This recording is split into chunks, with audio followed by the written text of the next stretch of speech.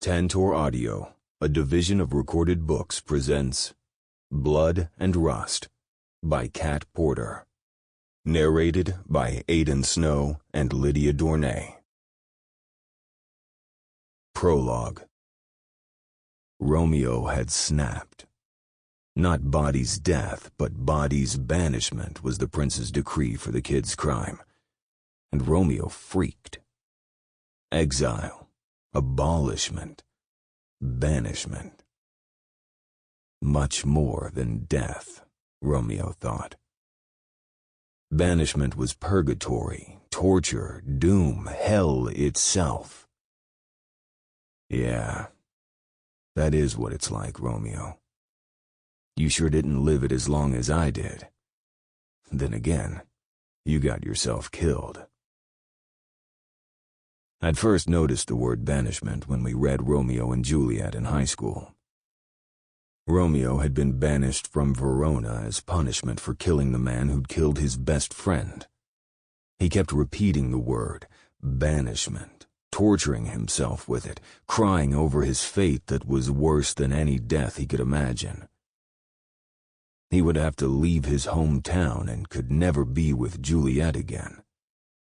Romeo went hysterical at the word, but none of us in that classroom had understood what the hell the big deal was.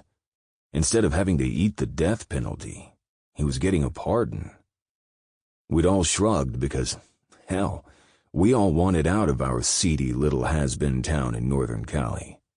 Forced exile sounded like a good deal to us. Romeo was a lucky guy. But for him, it was a black word. A word the damned used in hell. Our teacher had explained that, back then, banishment was a severe punishment, not just a move to the next town over. She'd made us say the word out loud, over and over, just like Romeo did in the play. The sounds it made alone had a hushed power, an eeriness, an echo of loneliness. Banishment meant you were alienated from everything and everyone you knew and loved. Romeo would be alone in the wilderness, pushed out, shoved forth into the unknown, naked, no property, no family. Everywhere he went, he would be a foreigner, a stranger, not to be trusted. Oh, we'd all eventually nodded our heads, sort of getting it, but not really. We'd never comprehended the depths of what banishment really meant. Me and Romeo, we had a lot in common. But Romeo needed to buck up and get real. He had to own it. No, he didn't have a cocaine addiction twisting him into the basest form of himself, an ass who made tilted decisions. He hadn't conspired with his enemies behind his family's back. Romeo hadn't tossed the match and had himself a good old time while his house was on fire, the smoke singeing his lungs. But I had. I'd had a couple of Juliets along the way. My wife. Then the grace of my past, and the grace of my present. I'd wrung myself over grace, then and now, and still, each time I hadn't been on my best behavior. No, I'd been no stalwart Romeo there. I'd been unable to step up to the plate, to be honest. I'd squandered my chances. Chances really I shouldn't have taken in the first place, but what the hell? I'd always jumped first and thought about it later. When I'd surfed as a kid, I'd always wanted to be in the pocket, straight off. Live and learn. Somehow I'd been lucky enough to meet my wife. We got it together and had it good. But then I lost her in a pool of blood, chrome, and regrets. And that was where Romeo and I met again, on that road to Padua. That pain, that monster on my back, that guilt drove me to do anything to forget. And up it went. Whoomp went the fire. Up in smoke, up my nose, in my mouth, across my tongue, on my cock, in my veins. My shield and my weapon against myself. Money flowed in and out of my pockets, and the women, the women, were an endless blur of yes, yes, yes, and what the fuck. Death was the end of all, but with banishment, redemption was still possible. There was yet a trace of hope. Even the friar and the nurse yelled at Romeo to cut his crying and stand up and be a man about it, to take his opportunities. Hell yes. Unlike Romeo, I wasn't going to steal back home in the shadows of the night armed with a dagger or poison. I kept my nose to the ground. I got clean. I banged my head against the walls. I scraped my nails over the splintered wood. I ground my jaw to the bone. Through it all, I rode my Harley and tended to her like she was my forever Juliet. And she was. She was my constant. Her roar over the road, our cutting through the wind, drowning the voices, the goddamn noise.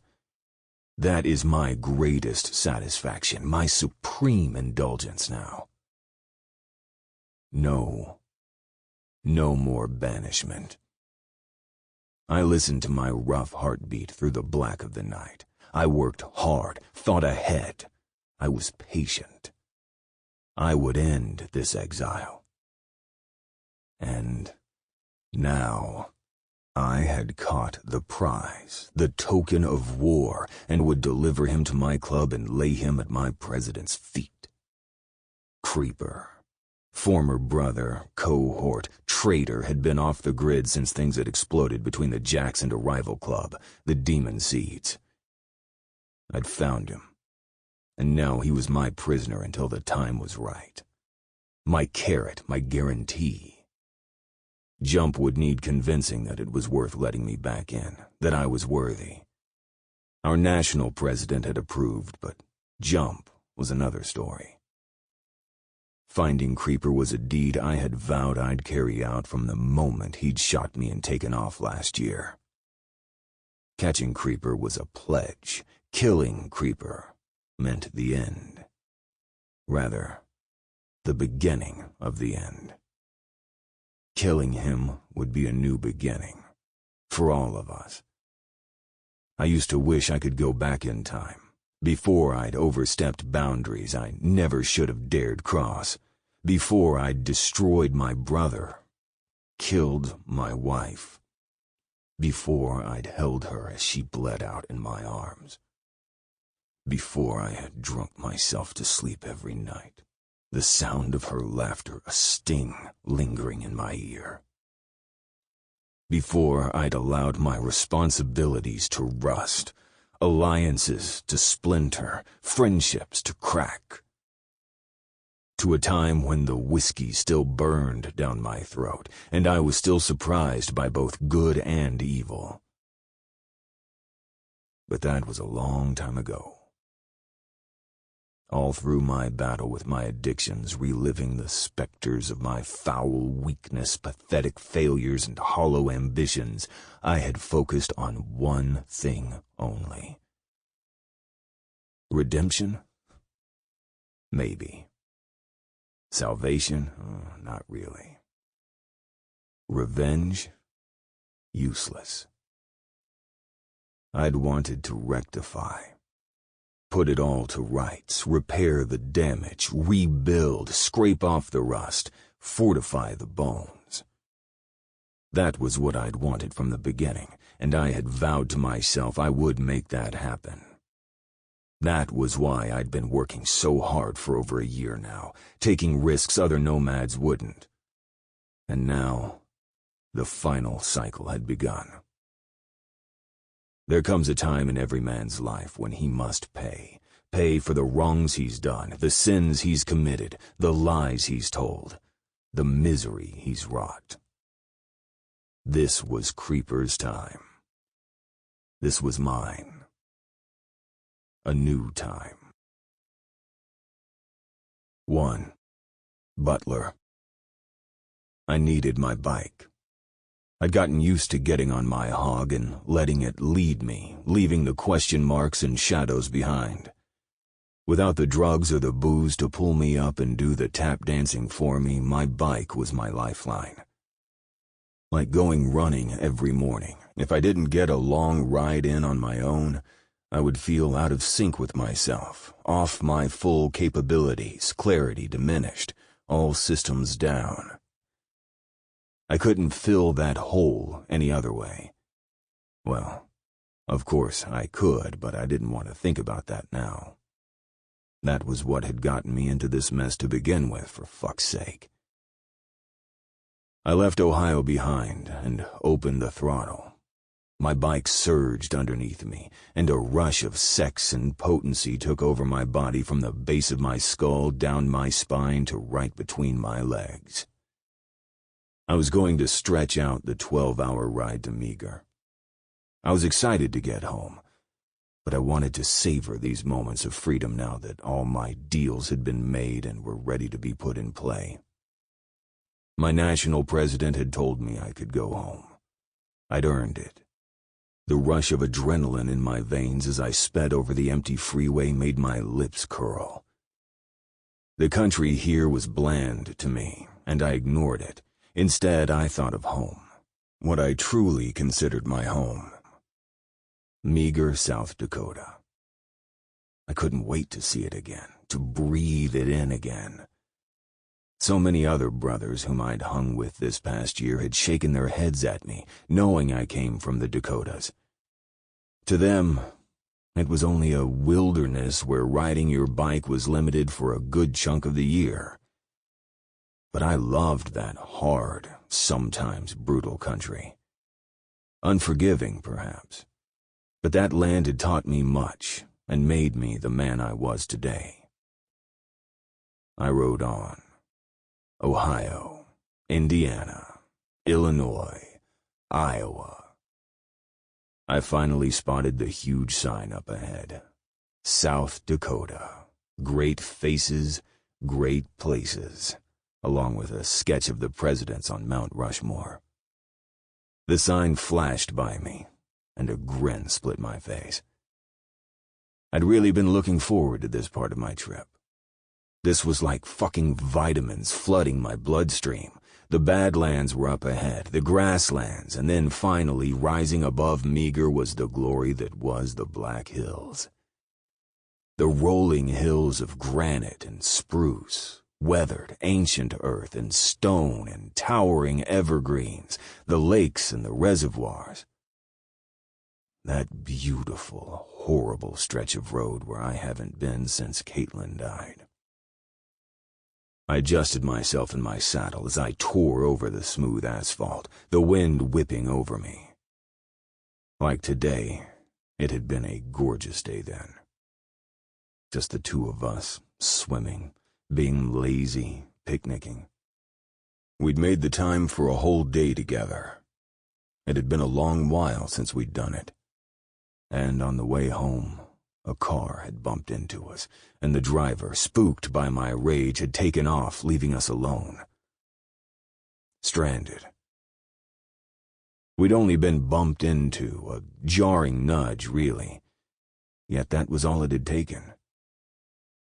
She'd seized up against me and screamed, a scream that stretched across the sky, echoed against the spires of eroded stone, shredding my soul. Her body had slumped against mine.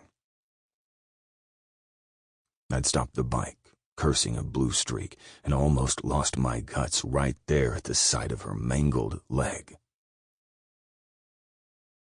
I'd held her. Nothing else to do. I'd shouted. No one was on the road. No one came. I'd called 911. She was in shock, cold, dazed, muttering, trembling. So pale. The blood. The sirens, the blood, an ocean. Too late. So fucking late.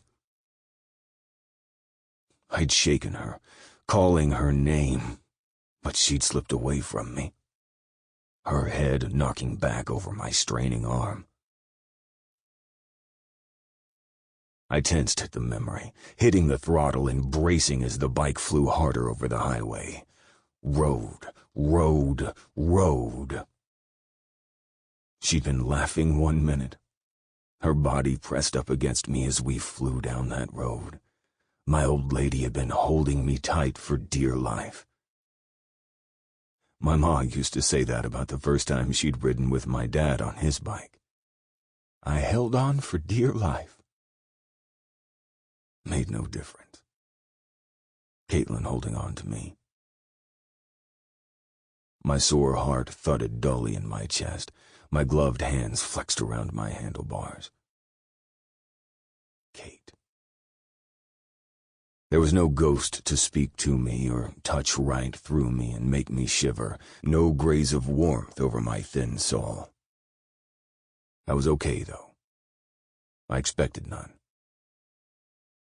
Would the same tree-filled mountains whisper back to me as they had then? Would the same sun lay its shimmering sparkle over the surface of the blue water of that lake just as it had 5 years ago?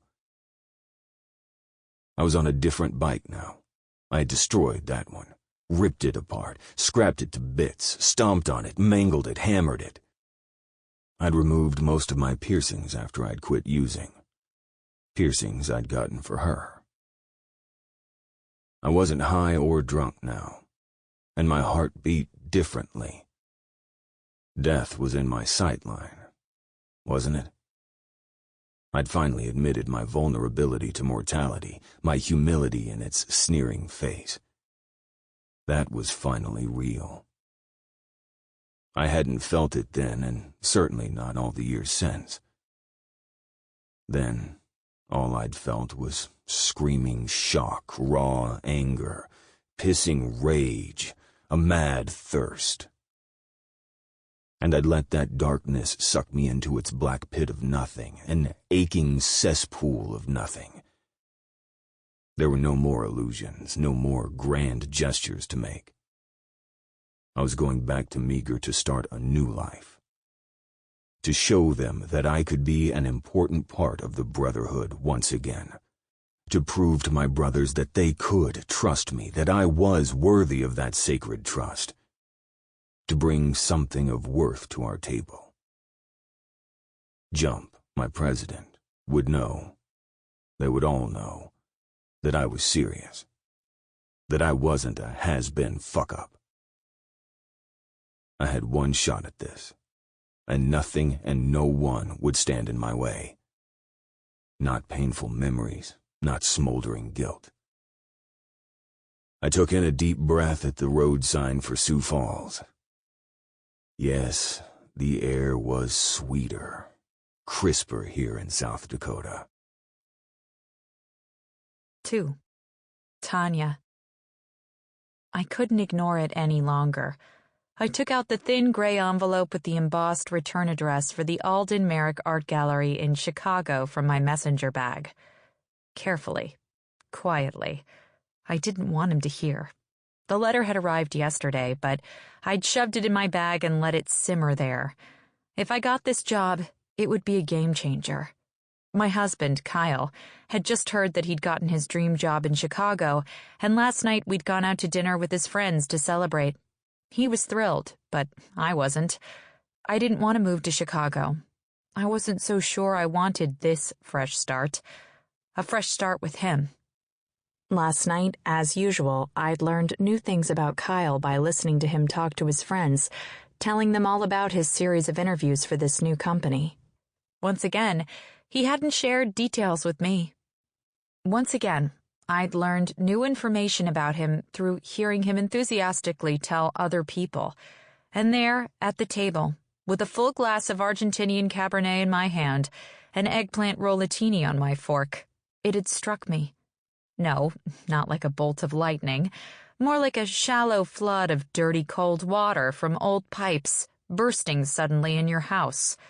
The flooding water had a sulfur-like, mildewy smell to it as it swelled up over my ankles, past my knees, rising up my belly to my chest.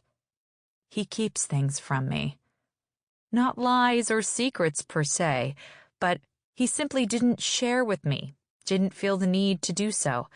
Simple daily things, little occurrences that, if he did share, maybe we'd be more connected, in sync, in my opinion at least. Instead, we treaded the waters of indifference and disinterest and pleasantness for years now. I'd brought it up later when we were alone in the car. He'd shrugged and said, "Oh, I forgot to tell you." But that didn't fly with me. Not anymore. I was so tired of it, beyond saddened by it, numb. He'd been waiting to hear if I'd gotten this job in Chicago because that would make our fresh start complete. Applying for the director position at the gallery had been a fluke. I'd had my own freelance art dealer business going for years now, but even though I had made plenty of contacts with artists and collectors, a steady flow of income had proven elusive and required an enormous amount of legwork. Things were either going along nicely or dipping way down.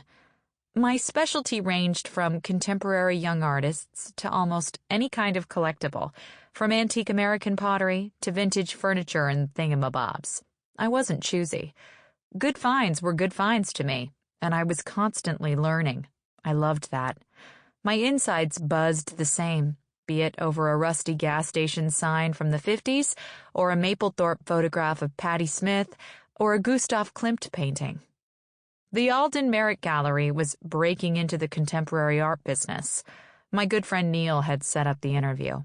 Neil had risen high in the ranks of the Chicago art world, where we had both started out as lowly assistants at the same gallery, fresh out of college, learning from one of the best eyes in the business. Ever the restless bohemian, I had eventually dropped out to do my own thing, but Neil had stayed the course, moved up the ranks, and become an assistant director as well as a sought-after freelance curator. Now he had his own gallery. Over the years, he had directed work my way, invited me to all the right parties and events, and I had recommended artists and unusual finds his way. I knew this job was an opportunity, a step in the game, consistent good income, a stab at some sort of prestige. Someone else would pay my cell phone bill and my health insurance. I would have regular mani-pedi appointments, and I would be able to afford a whole new wardrobe from Nordstrom or Neiman Marcus even, and not only 1 or 2 pieces a year, and more than the occasional new lipstick or eyeshadow from my favorite designer makeup brands. That would be a kick for a change. I would be polished all the time and comfortable in that polish, like the women at Kyle's dinner party last night. Kyle had certainly been excited about this job and had encouraged me to go for it. The plan was to leave Racine and move back to Chicago, back to where we had begun, the big city. According to Kyle, my getting a job there as well, a solid, permanent job, would only make it perfect. Kyle hated my gypsy-picking ways, my on-the-fly / off-the-cuff way of thinking and doing business, taking off on my little field trips all over the country to hunt down finds or check out artists' studios and go through their works in progress. It's called inspiration, passion, I had argued once. When things melded together, the business aspect and the art, it was magic. If they didn't, you would ride it out, riding it over every road you knew available. Kyle had never understood that, and he considered the lengths I went to, not to mention the eccentric people I mixed with, ludicrous. He'd get irritated with the whole scene and avoid it, but I loved it, and I couldn't give it up. Over 2 months ago, on my way to South Dakota to visit my mother, Ray, after she'd fallen down in her house and broken her hip, I'd stopped in Chicago for the interview. It had gone smoothly, and I'd promptly put it out of my head. Later, Neil had told me that they had hired someone else. But now, since I'd returned to Racine, it seemed that had fallen through. Now they had sent me a letter. I unsealed the envelope. I took in a tiny breath, my eyes flying over the printed words. We are very pleased. I'd been crowned homecoming queen. I'd won the lotto. Confetti rained down over me. I'd gotten the job I knew deep, deep down inside that I didn't want. My hold on the paper tightened. So many things had changed since I'd first agreed to apply for this job months ago. Mom had been officially diagnosed with multiple sclerosis. After 10 years of wondering why she was prone to tripping and falling, why her hands were numb off and on, why her vision was blurry for no apparent reason. There were so many other symptoms that no doctor had been able to connect their dots all this time. But finally, one young resident at Rapid City Regional had decided to take the time to go through a 2-hour consultation where my mother had to answer all sorts of questions along with having her umpteenth MRI, and voila, we'd gotten the bitter diagnosis. My sister Penny and I had felt so relieved and grateful that we finally had a diagnosis and could take a specific course of action. But then the grief and the anxiety from the unknown had set in. Mom could no longer live at home alone. My sister couldn't take care of her full-time, as she was married and a mother to 2 young boys. Our baby brother was a biker with an outlaw motorcycle club down in Nebraska, and he had stopped communicating with us except for a phone call on major holidays, God bless him. So any help from Drew, scratch that, Catch, was highly unlikely at this point in time. Then fate had introduced me to my brother's ex-girlfriend, Jill, who needed a way out and a place to land, and she had her own child, my niece, to consider. Something had uncoiled in my chest as I watched her bitch at my brother in front of his entire club about starting over and not putting up with his shit any longer. I liked this girl, I'd thought. She'd been determined to end the bullshit and start again, no matter what. She'd been absolute in that belief, in her sense of purpose. Would it ever be absolute for me? Why did I keep vacillating? I'd taken Jill and her daughter Becca home with me and set them up with my mom at the house. A spur-of-the-moment crazy idea, but I'd flown with it. Jill was a temporary solution, but a good one. She would have a job as a general caregiver. My mother would be looked after, and my mother's only granddaughter would be under the same roof. Jill had ended up becoming a gestational surrogate mother for my best friend Grace in Meager, and I knew that during the last couple of months of her pregnancy, I would have to be there to watch out for Grace, Jill, my mom, and Becca. And the thing was, I really wanted to be there. Kyle entered the kitchen, and I lowered the letter in my lap, almost under the dining table. He busied himself with his greens powder in the blender. Kyle had a daughter from his first marriage, a daughter who lived in Chicago, so moving back there was right for him. Fortunately, I didn't have children to consider in my ongoing to divorce or not to divorce years-long inner debate. "Why is there a mug in the sink again?" Kyle asked, my stomach tensing, as it always did at his sharp tone. "No matter how many times I say it, it doesn't seem to make a bit of difference. You leave this unwashed crap here, and the sink starts to smell." I wasn't going to acknowledge another rant yet again. Not this time. When we'd first married, my eyes would water at the cutting tone in Kyle's voice, the dismissal in his eyes, the derision in his remarks whenever he expressed his disapproval. The blender whirred loudly. I folded the elegant gray stationery back into the envelope and shoved it down into my bag. Kyle poured his green shake into a glass and drank it. He rinsed out his blender pitcher. "Where are you going this early?"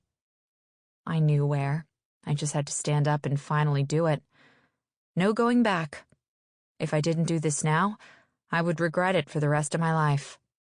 All signs were leading me home to South Dakota. Right now. I braced myself.